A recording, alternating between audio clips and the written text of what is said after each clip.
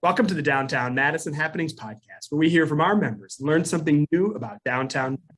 This podcast is brought to you by American Family Insurance. American Family opened its first office in downtown Madison in 1927, and its downtown presence continues today with the Spark Building, which is home to the American Family Insurance Institute for Corporate and Social Impact and the Dream Bank, an inspirational community space. Still based in Madison, the American Family Company's mission is to inspire, protect, and restore dreams through exceptional products, service, and community partners. Today on the Downtown Happenings podcast, we have a very good friend of downtown. I would say Miss Downtown herself, Heather, the founder and CEO of Abstract Commercial Real Estate. Hello, Heather. How are you? I'm doing great, Jason. Thanks for having me. It's a true joy. Well, I just think I just named you Miss Downtown. Is that a good thing? Yeah. I'll say yes and thank you. I like it. It's got a great ring, in my opinion. Well, Heather Ewing has been so involved in downtown. She's on the board of directors, the executive committee for Madison Central Business Improvement District. She's a longtime member of DMI, longtime member of the Downtowners, lives and works downtown, just a great, great champion of downtown. She has a wonderful understanding of what's going on with the retail and restaurant scene, what's happening on the first floor and on the Capitol Square. So we're going to get an update today on a big topic that a lot of you want to know about. So let's just dive right into it. Heather, what is the retail scene looking like in downtown Madison right now? And that is a question everyone is asking, so it's very timely. The nice thing with it is we do have some inventory of the existing restaurants, bars, varying sizes. And then, of course, there's always the other retail spaces where people are interested in converting them into sometimes a fast casual or a full-blown restaurant.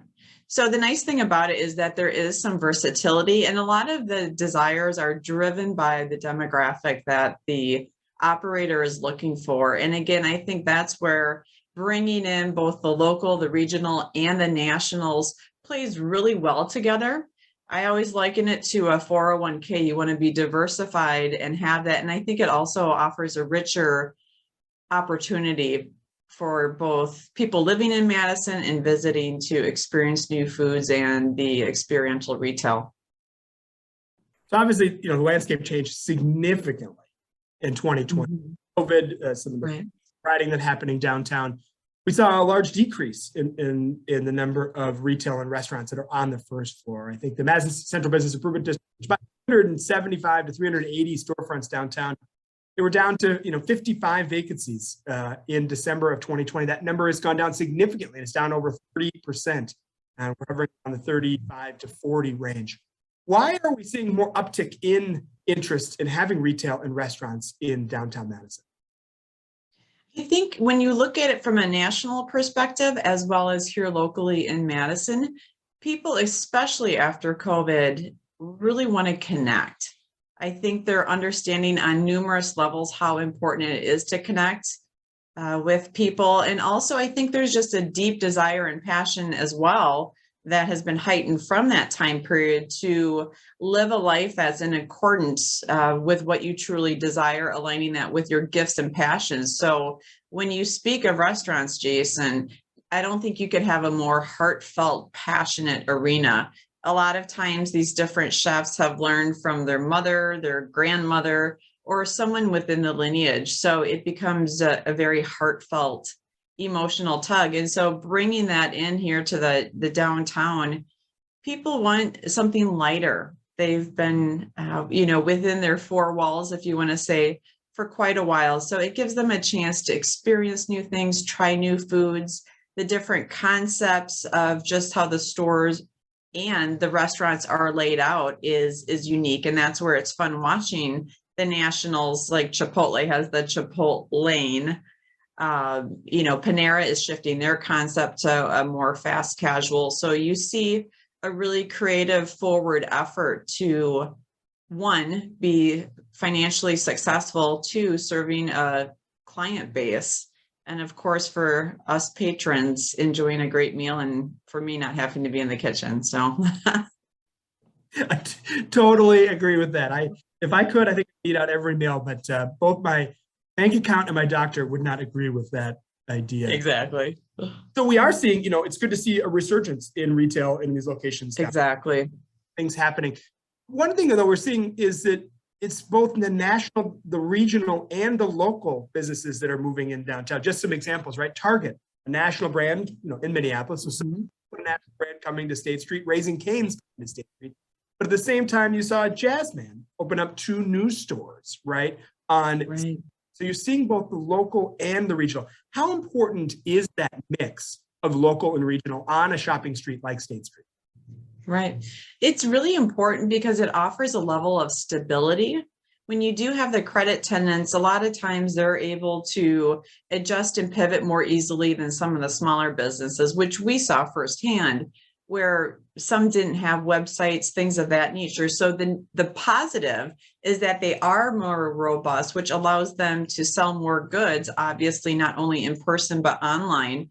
And when you look at the regionals too, logistics, if you have a few restaurants, typically you're able to make good money. And so not having that far of a distance, an hour, hour and a half between us and Milwaukee is really nice from that regional perspective. And it gives an offering that people enjoy. And of course, the locals, we love supporting our locals and also giving them the tools and the resources they need to be successful. And I think one of the main components of all entrepreneurs is being highly resourceful, and it comes down to a lot of grit and hours, quite frankly. So it's definitely important having both local, regional, and nationals on the State Street and in our bid. One thing I think we love about working with Heather is she has a national perspective. So she does a lot of work with different national retailing groups. What are you hearing for trends? I know you were just in a conference in Las Vegas about a few weeks ago. What are the trends that are moving forward nationally in the retail scene in shopping districts? Right. So I was just in Vegas for the ICSC, it's the International Council of Shopping Centers. And we had about 30,000 commercial real estate brokers and professionals, which was a great number. And with that, again, everyone is looking to move forward, and they're looking to do it in a manner where they're able to adjust and pivot should there be another untimely, unforeseen type of surprise. So you'll see a lot are adding drive-throughs. A lot of the nationals also are very diligent, where in the past, some are very open to pedestrian traffic, which we have a lot of on state, and others are just really holding true now to that drive-through concept. Others, the non-traditional retailers, do understand the importance of the foot traffic. They're steady, they're there, even though we have summers where students leave, there's still a large population of the approximately 45,000 students we have on campus that do stay here. And so it's the shifts in how they're building out the drive-through or the parking, the pickup lanes.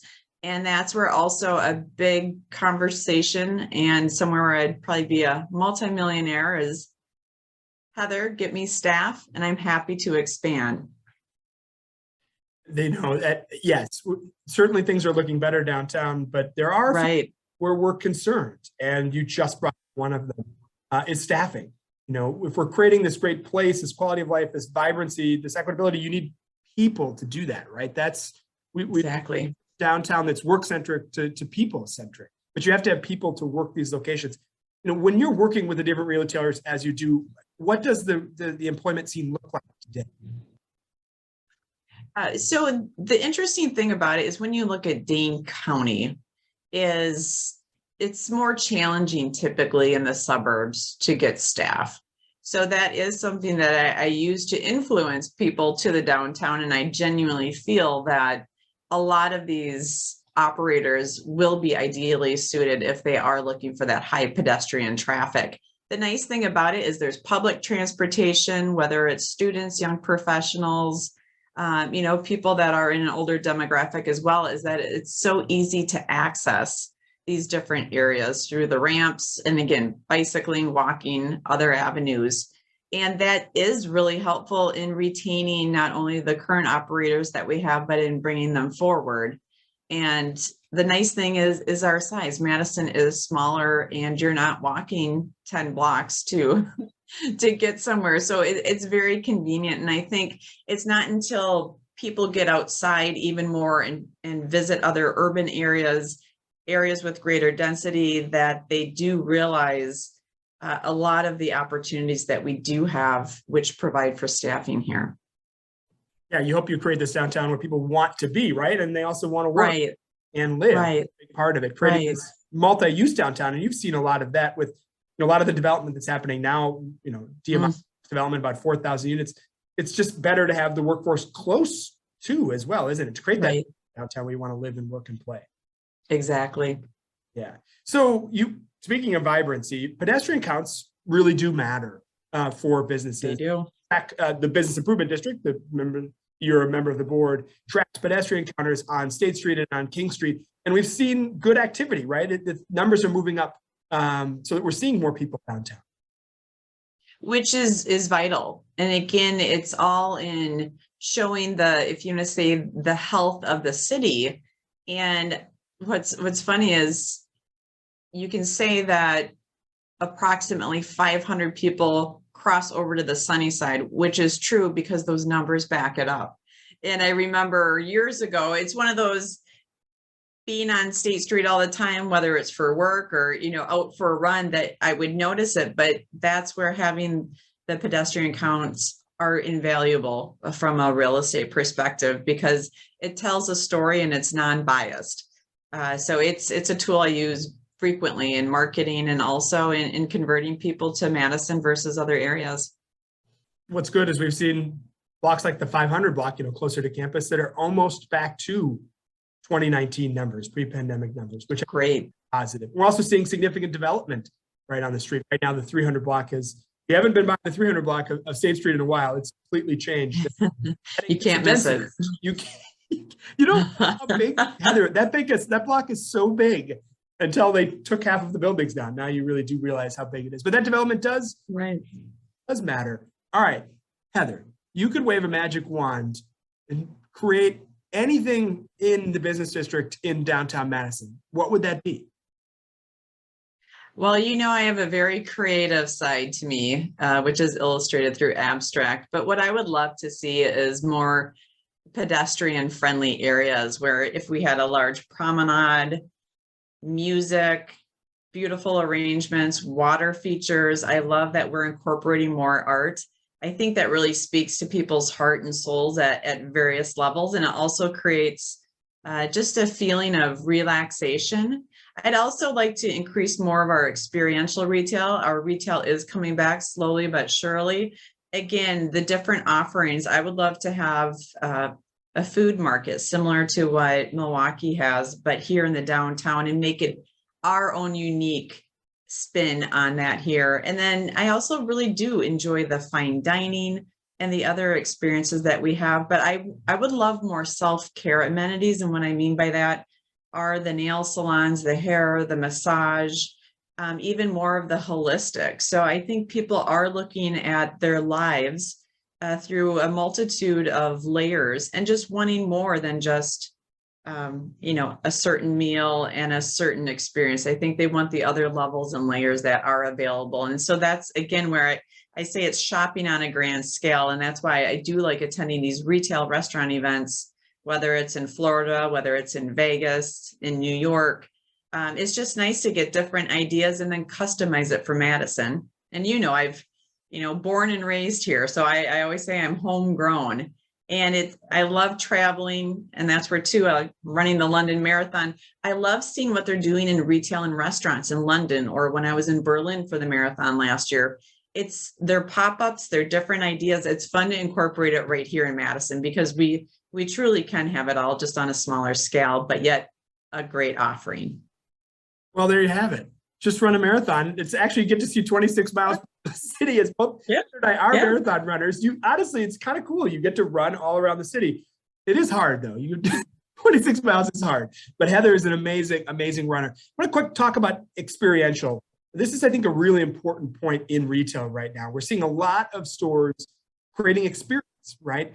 We're seeing some negative trends towards retail. They're saying now about, a third of all retail transactions by 2025 will be online. But the great counter to that is experience and human beings and touching, tasting, and smelling.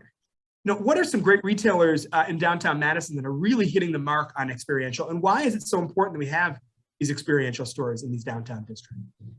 Definitely. Well, I am actually putting one in, and the neat thing about that is, having new concepts, it just invigorates people into the downtown. If you think about it as well, we have a couple of golf simulation spaces. And the nice thing about that is people can practice their golf through the winter, because God knows here in Wisconsin, it's a limited time out on the green. So we have that. Additionally, we have the arcades, things of that nature. And that's where I think we have a great opportunity to really expand it far beyond where we're at. And that's where working with some of these regional operators, they're desiring to come to Madison. But the interesting thing is, like, one that I'm talking with, they need 20,000 square feet.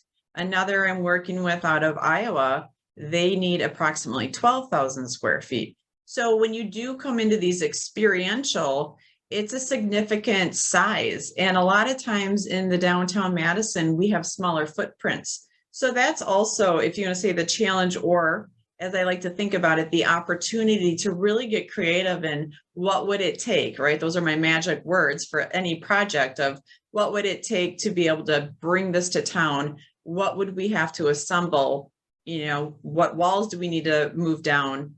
A lot of times too, like you're saying, Jason, all of the different developments, maybe that's what it takes for some of these different operators. So I really do see our downtown as a canvas, and it's something that we can paint upon and create even greater beauty. I think, there's such a strong core of people that love and put a lot of time and energy into the downtown. Obviously yourself, Madeline, DMI, our bid board, and others. But it's nice to join together with a shared energy for really bringing out greatness and enriching people's lives, because I think that's what it's all about, is living fully. And that's how, this is a step of how we can do that through our downtown. Here. I mean, vibrancy is created by a lot of this you're bringing in, right? These experiential stores to have the 2 golf simulators downtown. Carroll Street is a perfect example. You have Boulder's Climbing Gym, which is busy all of the time. Exactly. People downtown, and then maybe they'll go across the street to grab a taco. They'll go to Wonder to grab a coffee. Same thing with Imagination. It's a retail store, but when you walk in, you're enveloped in the senses, the smells of the store, and you can taste things and try things. So I think it's so important, the vibrancy that is added by these locations. So I got to say, Heather, a huge thank you to all the work that you do and the creativity that My pleasure. For downtown. And we can't thank you enough for your leadership. Thank you, Jason. It's truly something I love and live. So I appreciate that very much. Well, I gave a compliment, but now you're not going to get off easy, because we're going to do the fast and furious 5 questions that you have not heard about ahead of time about your favorite. Lay it on me. Lay it All on right, me. are you ready? Let's do it. All right. What's your favorite downtown event or festival, which we are in the middle of it now? Concerts on the square. That and the art fair on the square have always been 2. And I struggle between which is a favorite. The music, we are so fortunate to have the beautiful Capitol, the lawn, where people can just come and join and listen in. And it's nice. It's beautiful weather out. And also with art, art speaks to my heart. I've been an oil painter for years, and I just appreciate the expression it offers people. And just looking at all the different pieces, you have such a multitude of variety. So those are my 2. You just buried the lead. I've known you for years, and this is the first time ever hearing you're an oil painter. That's amazing. Heather, you are the all right. What's the best concert you've ever heard downtown? I was just at Bare Naked Ladies, and it was really good. And it's funny because it seems recent, but yet it's so not, right? You think about it, the 90s. And this is where it's like, where is time going? And I can see how suddenly people are 75, 80, and it's like, where did it all go? Bare Naked Ladies, it was fun, great venue, Bree Stevens. just a great time, great weather. All right. So you have one day downtown. What would you do your one favorite day downtown? I would start it off with a great run, Jason. I mean, I would definitely, I love running out to Picnic Point. We've got the Lake Monona Loop. I would have to tie it in. I always get my oat latte. You have to incentivize yourself, and people might think, wow, all of that for an oat latte, but yes. 26 miles for an oat latte. You know, the side accessories, but I would say a good run. And then, yeah, so my adding that in, and then also, you know, taking in whether it was concerts on the square or the art, and also just sitting outside at the Union with those great sunburst chairs, taking that in with friends, and then a nice dinner. So you have to appreciate a good meal. Well, speaking of the Union, I'm now going to ask you 6 questions because I have to ask this question. Yeah. All right. What's your We're favorite? breaking the rules. We are breaking the rules. What's your favorite Babcock Hall ice cream flavor? I'm usually a double-decker person. The waffle cone, yeah. I'm kind of the type, I either do something fully or I don't. So it's 0 to 200. I like to have an espresso in the bottom, and then I like to have cookie dough on top. That way, kind of like a wine, you go from a white to a red. You have the natural progression, and you're not ruining your palate. And that's where something too with different restaurant operators. I joke when I work with them, I'm like, I will be a taste tester for you as well. That comes with the service. So well, you and I those did are do my that. 2. I saw you a couple weeks ago as they reopened Merchant. So go check out the new Merchant. You and I were both there for a delicious. Yes, they did a beautiful job. Beautiful. I highly recommend it. Please go check them out. Yes. All right. You've got a visitor from downtown, new to the area, never been there. What's the one place you make sure to take them? Well, I, of course, would want to understand what's important to them so that I could have a home run in that sense. If there was only one place, I would say the Union, because time and time again, as I have people in from out of state or outside of the area, everyone wants to go there. So they would have to experience the Union. I mean, you've got beer, you've got cheese, you've got ice cream, you've got music, Exactly. you've got the water. I mean, it just is it's a recipe for It's paradise.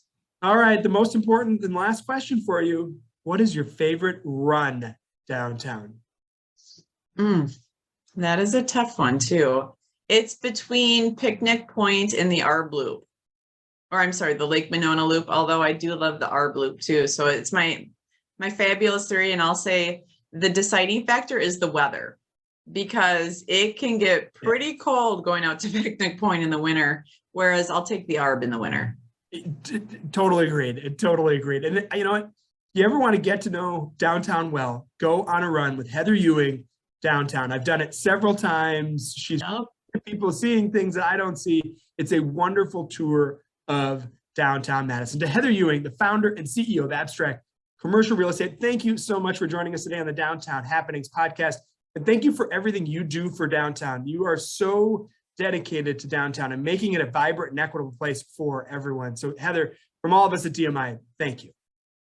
Thanks, Jason. It's a true pleasure. And I love joining forces with you and helping with DMI as I can. And you have just such a brilliant energy. And I love what you and Madeline and team have done of really extending it forward and really creating a beautiful space that we call home here in downtown Madison. Oh, that's very nice. Well, thank you very much, Heather. We really appreciate you and to American Family Insurance for your partnership with the Downtown Happenings podcast. Hope we'll see you soon for another podcast. Thank you for joining us, and we'll see you downtown. Have a great day.